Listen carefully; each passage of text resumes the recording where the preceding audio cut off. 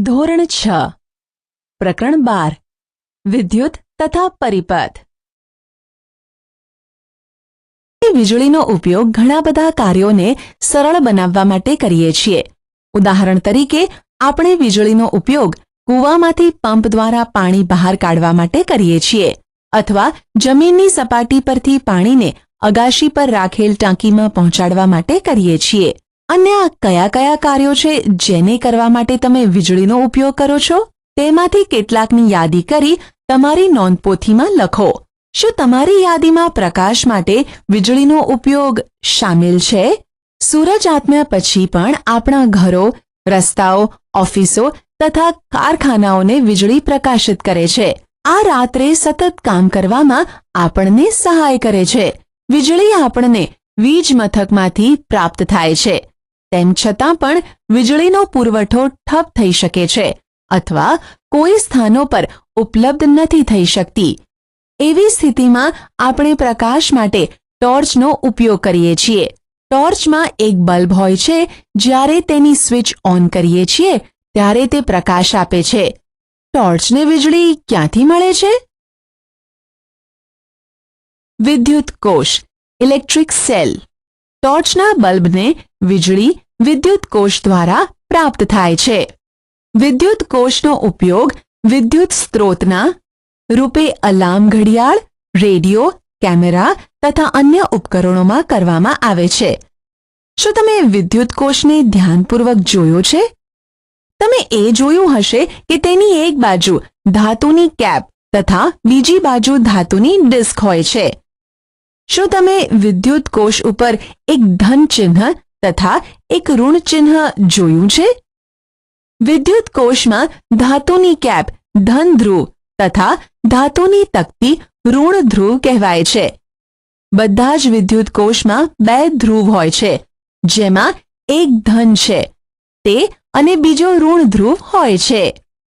વિદ્યુત કોષમાં સંગ્રહિત રાસાયણિક પદાર્થમાં વિદ્યુત કોષ વીજળી ઉત્પન્ન કરે છે। જ્યારે વિદ્યુત કોષમાં રહેલ રાસાયણિક પદાર્થ વપરાઈ જાય છે ત્યારે વિદ્યુત કોષ વિદ્યુત ઉત્પન્ન કરવાનું બંધ કરી દે છે। ત્યારે તે વિદ્યુત કોષને એક નવા વિદ્યુત કોષથી બદલવો પડે છે। તમે વિદ્યુત થાંભલા, વિદ્યુત મથકો તથા અન્ય સ્થાનો પર ભયસૂચક ચિહ્ન જોયા હશે। આ દર્શાવે છે કે વીજળીનો ઉપયોગ સાવચેતીથી ન કરવામાં આવે તો તે અત્યંત ભયજનક પુરવાર થાય છે। જો વીજળી તથા વીજળીથી ચાલતા ઉપકરણોને સાવધાનીપૂર્વક ઉપયોગ ન કરવામાં આવે તો ગંભીર ઈજા અથવા મૃત્યુ પણ થઈ શકે છે। આથી તમારે વીજળીના તાર અથવા સોકેટનો ક્યારેય પ્રયોગ કરવો જોઈએ નહીં। યાદ રાખો કે પોર્ટેબલ જનરેટર દ્વારા ઉત્પન્ન કરવામાં આવતી વીજળી પણ આટલી જ ભયજનક હોય છે। વિદ્યુત સંબંધિત બધી પ્રવૃત્તિઓને કરવા માટે સાધારણ રીતે વિદ્યુત કોષનો ઉપયોગ જ કરવો જોઈએ। ટોર્ચના બલ્બમાં કાચની બહારની સપાટી ધાતુની સપાટી સાથે ચોંટાડેલ હોય છે। બલ્બના કાચના આવરણની અંદર શું હોય છે? પ્રવૃત્તિ 1, એક ટોર્ચ લો તથા તેની અંદર રહેલ બલ્બને જુઓ। તમે તમારા શિક્ષકની મદદથી આ બલ્બને બહાર પણ કાઢી શકો છો। તમારા ધ્યાનમાં શું આવ્યું? શું તમે કાચના બલ્બની મધ્યમાં એક પાતળો તાર જોઈ શકો છો? હવે ટોર્ચની સ્વિચ ઓન કરો અને જુઓ કે બલ્બનો કયો ભાગ પ્રકાશિત થાય છે। પ્રકાશ ઉત્પન્ન કરતા બલ્બના પાતળા તારને ફિલામેન્ટ કહે છે। આ ફિલામેન્ટ બે મોટા તારની વચ્ચે જોડાયેલો હોય છે, જેમ કે આકૃતિ 12.2 માં દર્શાવેલ છે। આ મોટા તાર ફિલામેન્ટને આધાર પૂરો પાડે છે। આ મોટા તારોમાંથી એક મોટો તાર બલ્બની સપાટી પર ધાતુના ઢાંચા સાથે જોડાયેલ હોય છે। આકૃતિ 12.2b। બીજો મોટો તાર આધાર કેન્દ્ર પર ધાતુની અણી પર જોડાયેલ હોય છે। બલ્બના આધાર પર ધાતુનો ઢાંચો તથા ધાતુની અણી એ બલ્બના બે ટર્મિનલ એટલે કે ધ્રુવ છે। આ બંને ટર્મિનલ એવા પ્રકારે રાખવામાં આવે છે કે તે એકબીજાને અડકી ન શકે। ઘરમાં ઉપયોગમાં લેવામાં આવતા વિદ્યુત બલ્બની પણ આવી જ સંરચના હોય છે. વિદ્યુત કોષના બે ટર્મિનલો એટલે કે ધ્રુવો સાથે જોડાયેલ તારોને સ્વિચ તથા બલ્બ જેવા ઉપકરણોના વચ્ચે જોડાયા વગર એકબીજા સાથે ક્યારેય ભેગા કરવા નહીં. જો તમે આવું કરશો તો વિદ્યુત કોષમાં રહેલ રાસાયણિક પદાર્થ ઝડપથી વપરાઈ જશે અને વિદ્યુત કોષ કાર્ય કરવાનું બંધ કરી દેશે. વિદ્યુત કોષ સાથે જોડાયેલ bulb. A bulb connected two an electric cell.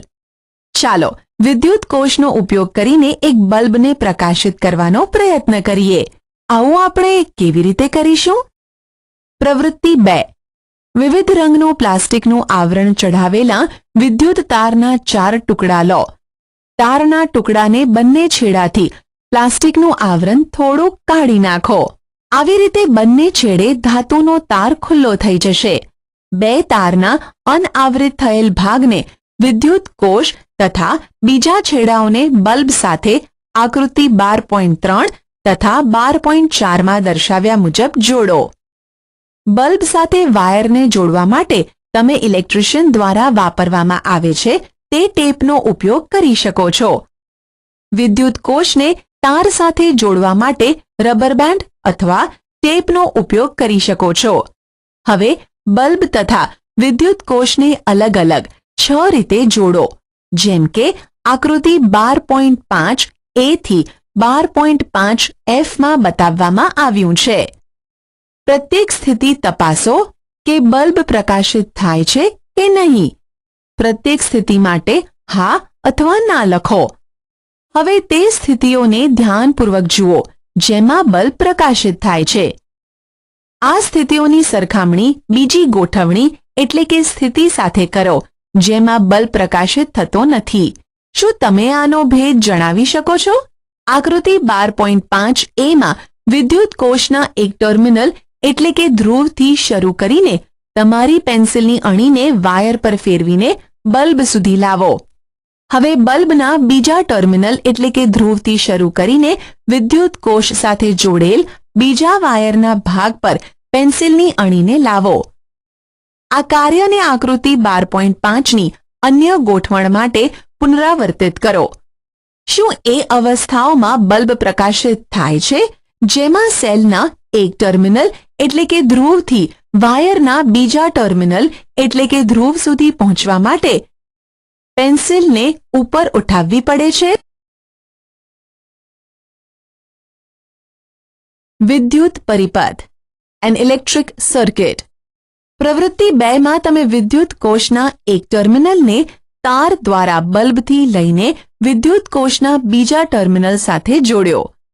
ધ્યાન આપો કે આકૃતિ 12.5 A તથા આકૃતિ 12.5 F ની સ્થિતિઓ એટલે કે ગોઠવણીઓમાં વિદ્યુત કોષના 2 ટર્મિનલ બલ્બના 2 ટર્મિનલો સાથે જોડાયેલ છે. આ પ્રકારની ગોઠવણી વિદ્યુત પરિપથનું એક ઉદાહરણ છે. વિદ્યુત પરિપથ એ વિદ્યુત કોષના 2 ટર્મિનલો વચ્ચે વિદ્યુત પ્રવાહના સંપૂર્ણ પથને દર્શાવે છે. બલ્બ માત્ર ત્યારે જ પ્રકાશિત થાય છે જ્યારે પરિપથમાં વિદ્યુત પ્રવાહ પસાર થાય છે. કોઈ પણ વિદ્યુત પરિપથમાં આકૃતિ 12.6 માં દર્શાવ્યા અનુસાર વિદ્યુત પ્રવાહની દિશા વિદ્યુત કોષના પ્લસ ટર્મિનલથી માઇનસ ટર્મિનલ તરફ હોય છે. જ્યારે બલ્બના ટર્મિનલો તાર વડે વિદ્યુત કોષના ટર્મિનલો સાથે જોડવામાં આવે છે તો બલ્બના ફિલામેન્ટથી લઈને વિદ્યુત પ્રવાહ પસાર થાય છે. આ બલ્બને પ્રકાશિત કરે છે. ક્યારેક વિદ્યુત બલ્બ વિદ્યુત કોષથી જોડાયેલો હોવા છતાં પ્રકાશિત થતો નથી. એવો બલ્બના ફ્યુઝડ થવાથી એટલે કે ઉડી જવાથી હોઈ શકે છે. ફ્યુઝડ બલ્બને ધ્યાનપૂર્વક જુઓ. શું તેની અંદર ફિલામેન્ટ અખંડિત છે? વિદ્યુત બલ્બ ઘણા કારણોથી ફ્યુઝડ થઈ શકે છે. તેમાંથી એક કારણ છે ફિલામેન્ટનું તૂટી જવું. બલ્બનો ફિલામેન્ટ તૂટી જવાથી વિદ્યુત કોષના ટર્મિનલો એટલે કે ધ્રુવો વચ્ચે વિદ્યુત પ્રવાહ કરંટનો પરિપથ તૂટી જાય છે, જેનાથી ફ્યુઝડ થયેલા બલ્બના ફિલામેન્ટમાંથી વિદ્યુત પ્રવાહ પસાર થઈ શકતો નથી. આથી તે પ્રકાશિત થતો નથી. શું હવે તમે એ જણાવી શકો છો કે આકૃતિ 12.5 બી, સી, ડી તથા ઈમાં તમારો પ્રયત્ન કરવા છતાં પણ બલ્બ પ્રકાશિત કેમ ના થયા? હવે આપણે જાણીએ છીએ કે વિદ્યુત કોષનો ઉપયોગ કરીને બલ્બને પ્રકાશિત કેવી રીતે કરી શકાય છે. શું તમે તમારા માટે એક ટોર્ચ બનાવવાનું પસંદ કરશો? પ્રવૃત્તિ 3. એક ટોર્ચ માટેનો બલ્બ તથા તારનો ટુકડો લો. પહેલાની જેમ તારના બંને છેડાથી પ્લાસ્ટિકને દૂર કરો. આકૃતિ 12.7માં દર્શાવ્યા અનુસાર વાયરના એક છેડાને બલ્બના ધાતુના ઢાંચાની ચારેય બાજુ લપેટો તથા બીજા છેડાને રબર બેન્ડની મદદથી વિદ્યુત કોષના ઋણ ટર્મિનલ સાથે જોડો. હવે બલ્બના આધારની અણી અર્થાત તેના બીજા ટર્મિનલને વિદ્યુત કોષના ધન ટર્મિનલ પર રાખો. શું બલ્બ પ્રકાશિત થયો? હવે બલ્બને વિદ્યુત કોષના ટર્મિનલથી હટાવો. શું બલ્બ હજુ પણ પ્રકાશિત છે? શું આ તમે તમારી ટોર્ચને ઓન થતા ઓફ કરો તેના જેવું નથી? પહેલી પાસે બલ્બ તથા વિદ્યુત કોષને જોડવા માટેની બીજી વ્યવસ્થા છે. શું આવી વ્યવસ્થા દ્વારા બલ્બ પ્રકાશિત થશે?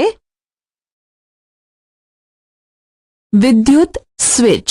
ઘરમાં તૈયાર કરવામાં આવેલી ટોર્ચને ઓન અથવા ઓફ કરવામાં વિદ્યુત બલ્બને વિદ્યુત કોષની ટોર્ચ સાથે સ્પર્શ કરાવીએ અથવા હટાવીએ છીએ. આ એક સાધારણ વિદ્યુત સ્વિચ હતી.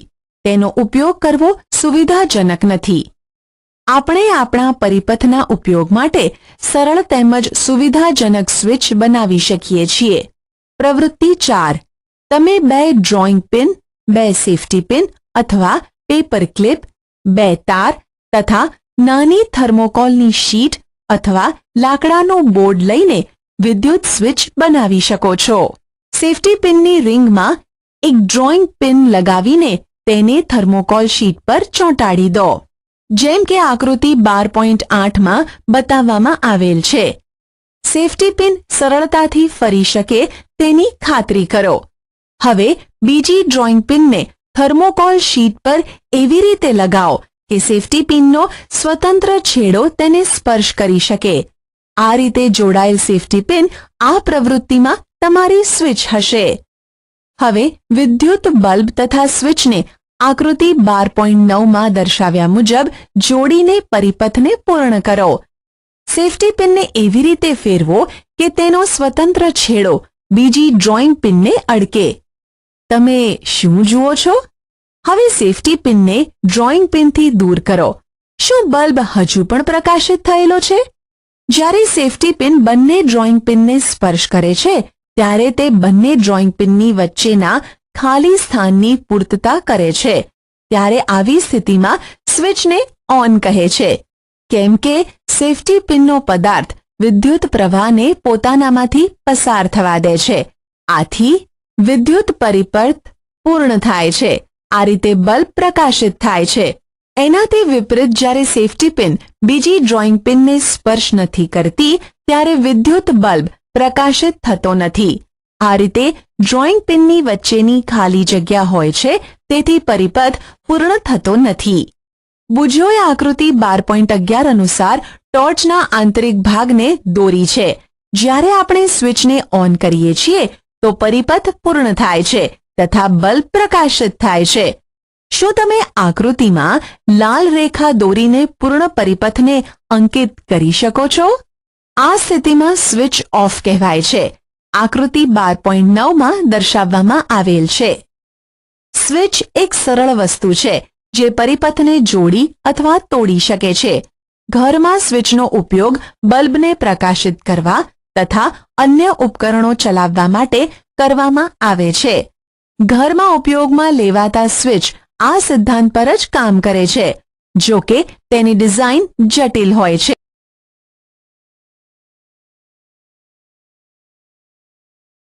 વિદ્યુત વાહક, સુવાહક તથા અવાહક. Electric conductors and insulators. આપણે આપણી બધી પ્રવૃત્તિઓમાં પરિપથને પૂર્ણ કરવા માટે આપણે ધાતુના તારની જગ્યાએ સૂતરનો તાંતણો વાપરીએ તો શું તમે વિચારો છો કે આ સ્થિતિમાં બલ્બ પ્રકાશિત થશે? વિદ્યુત પરિપથમાં કયો પદાર્થ વપરાય છે કે જે વિદ્યુત પ્રવાહને પોતાનામાંથી પસાર થવા દે છે? ચાલો તપાસ કરીએ. પ્રવૃત્તિ 5. પ્રવૃત્તિ 4માં ઉપયોગમાં લીધેલ સ્વિચને પરિપથથી અલગ કરો. એવો કરવાથી તમને આકૃતિ 12.12 a માં દર્શાવ્યા મુજબ બે સ્વતંત્ર વાયરના છેડા પ્રાપ્ત થશે. આ બંને વાયરના બંને છેડાઓને એકબીજાથી નજીક લાવો કે જેથી તે એકબીજાને સ્પર્શ કરે. શું બલ્બ પ્રકાશિત થાય છે? હવે તમે આ સ્થિતિને પદાર્થોના પરીક્ષણ માટે પ્રયોગમાં ઉપયોગ કરી શકો છો કે આ વિદ્યુત પ્રવાહને પસાર થવા દે છે કે નહીં. તપાસ કરવા માટે વિભિન્ન પ્રકારના પદાર્થો જેવા કે ધાતુના સિક્કા, લાકડાનો બુચ, રબર, ચાવી, પેન, પ્લાસ્ટિકની ફૂટપટ્ટી, લાકડાનો ટુકડો, એલ્યુમિનિયમની પટ્ટી, મીણબત્તી, સિલાઈ મશીનની સોય, થર્મોકોલ, કાગળ તથા પેન્સિલની અણી વગેરે એકત્રિત કરો. એક પછી એક વાહક પરીક્ષક એટલે કે ટેસ્ટરના તારના સ્વતંત્ર છેડાને તમે એકઠા કરેલા પ્રત્યેક નમૂનાઓના બે છેડાઓ સાથે જોડો. જ્યારે તમે આ કરતા હોવ ત્યારે ધ્યાન રાખો કે બંને તાર એકબીજા સાથે સ્પર્શ ન કરે. શું પ્રત્યેક કિસ્સામાં બલ્બ પ્રકાશિત થાય છે? તમે શું જુઓ છો? પરીક્ષણ માટે ઉપયોગમાં લેવાયેલ કેટલાક પદાર્થો દ્વારા વાયરના સ્વતંત્ર છેડા જોડવાથી બલ્બ પ્રકાશિત થતો નથી. એનો અર્થ એ છે કે આ પદાર્થ વિદ્યુત પ્રવાહને પોતાની અંદરથી પસાર થવા દેતા નથી. તેનાથી વિપરીત બલ્બના પ્રકાશિત થવાથી તે માલુમ પડે છે કે કેટલાક પદાર્થ પોતાની અંદરથી વિદ્યુત પ્રવાહને પસાર થવા દે છે. જે પદાર્થ તેમનામાંથી વિદ્યુત પ્રવાહને પસાર થવા દે છે તે વિદ્યુત સુવાહક એટલે કે કંડક્ટર્સ છે. વિદ્યુત અવાહક એટલે કે ઇન્સ્યુલેટર્સ પોતાની અંદરથી વિદ્યુત પ્રવાહને પસાર થવા દેતો નથી. તમે શું તારણ કાઢ્યું? કયા પદાર્થો વિદ્યુત સુવાહક છે તથા કયા પદાર્થો વિદ્યુત અવાહક છે? પ્રકરણ 4માં એ પદાર્થોને યાદ કરો જે ચળકતા હતા. શું તે વિદ્યુત સુવાહક છે? હવે તમે સરળતાથી સમજી શકો છો કે તારને બનાવવા માટે તાંબુ, એલ્યુમિનિયમ તથા અન્ય ધાતુઓ કેમ ઉપયોગમાં લેવાય છે. વિદ્યુત સુવાહકો તથા વિદ્યુત અવાહકો આપણા માટે સમાન રીતે મહત્વના છે. સ્વિચ, વિદ્યુત પ્લગ, સોકેટ વિદ્યુત સુવાહક પદાર્થોથી બનાવવામાં આવે છે. જ્યારે બીજી બાજુ વિદ્યુત તાર, પ્લગ ટેપ, સ્વિચ તથા વિદ્યુત ઉપકરણોના અન્ય ભાગો જેને લોકો સ્પર્શ કરે છે તેમના આવરણ માટે રબર તથા પ્લાસ્ટિકનો ઉપયોગ થાય છે. સાચો જવાબ પસંદ કરી યોગ્ય જગ્યાએ ડ્રેગ એન્ડ ડ્રોપ કરો. પારિભાષિક શબ્દો: બલ્બ, બલ્બ. વિદ્યુત સુવાહક, કંડક્ટર્સ. વિદ્યુત કોષ, ઇલેક્ટ્રિક સેલ. વિદ્યુત પરિપથ, ઇલેક્ટ્રિક સર્કિટ. Filament, filament. વિદ્યુત અવાહક, ઇન્સ્યુલેટર. Switch, switch. ટર્મિનલ એટલે કે ધ્રુવ, ટર્મિનલ. સારાંશ: વિદ્યુત કોષ વિદ્યુતનો એક સ્ત્રોત છે. વિદ્યુત કોષમાં બે ટર્મિનલ એટલે કે ધ્રુવ હોય છે. એક ધન ટર્મિનલ ધ્રુવ પ્લસ જ્યારે બીજો ઋણ ટર્મિનલ ધ્રુવ માઇનસ. વિદ્યુત બલ્બમાં એક ફિલામેન્ટ હોય છે જે તેના ટર્મિનલ એટલે કે ધ્રુવથી જોડાયેલ હોય છે. વિદ્યુત પ્રવાહ પસાર થવાથી વિદ્યુત બલ્બ પ્રકાશિત થાય છે.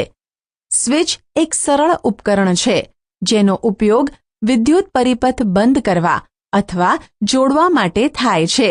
જે પદાર્થો વિદ્યુત પ્રવાહને તેમનામાંથી પસાર થવા દે છે તેને વિદ્યુત વાહક એટલે કે વિદ્યુત સુવાહક કહે છે.